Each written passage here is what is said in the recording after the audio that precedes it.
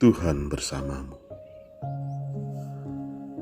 Inilah Injil suci menurut Matius. Dalam khotbah di bukit, Yesus bersabda kepada murid-muridnya, "Hati-hatilah, jangan sampai melakukan kewajiban agamamu di hadapan orang, supaya dilihat. Karena jika demikian, kamu tidak beroleh upah dari Bapamu yang di surga. Jadi apabila engkau memberi sedekah, janganlah engkau mencanakan hal itu seperti yang dilakukan orang munafik di rumah-rumah ibadat dan di lorong-lorong supaya dipuji orang. Aku berkata kepadamu, hendaklah sedekahmu itu diberikan dengan tersembunyi, maka Bapamu yang melihat yang tersembunyi akan membalasnya kepadamu. Dan apabila kamu berdoa, janganlah berdoa seperti orang munafik.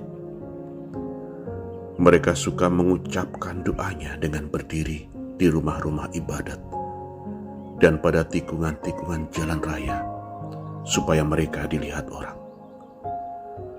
Aku berkata kepadamu, mereka sudah mendapat upahnya. Tetapi jika engkau berdoa, masuklah ke dalam kamarmu, tutuplah pintu, dan berdoalah kepada Bapamu yang ada di tempat tersembunyi.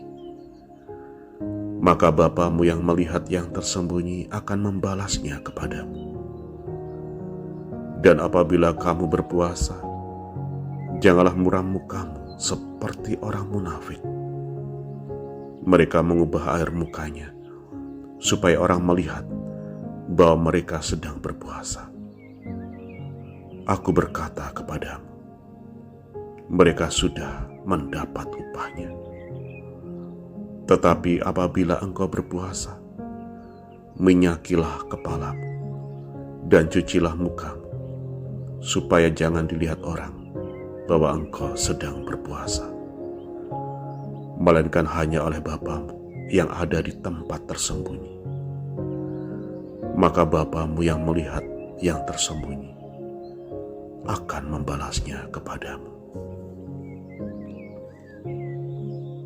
Demikianlah sabda Tuhan. Saudari dan saudara, selamat pagi berkah dalam.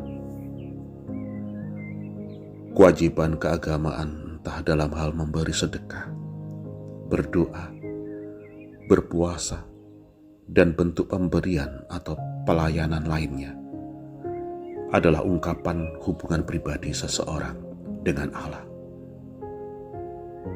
Kalau itu semua adalah ungkapan relasi manusia dengan Tuhan, maka motivasi kita melaksanakannya menjadi dasar kesadaran kita.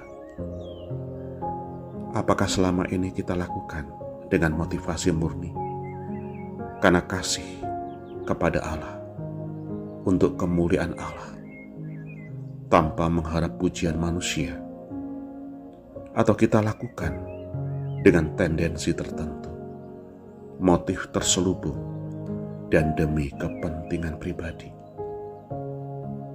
Tuhan Yesus pun mengajar para murid supaya menjalin hubungan pribadi yang intim dengan Allah. Mereka tak perlu memamerkan kesalehan di hadapan orang banyak untuk mencari pengakuan dan pujian, sebab Allah yang berada di tempat tersembunyi akan melihat yang tersembunyi. Ia maha hadir dan maha melihat. Ia mampu melihat dan menguji kemurnian setiap tindakan manusia. Seperti yang dikatakan Santo Paulus dalam bacaan pertama. Mari kita termotivasi, karena orang yang menabur sedikit akan menuai sedikit pula. Sebaliknya, orang yang menabur banyak akan menuai banyak pula. seberapa banyak hal baik yang telah kita taburkan. Tuhan memberkati saudari dan saudara sekalian.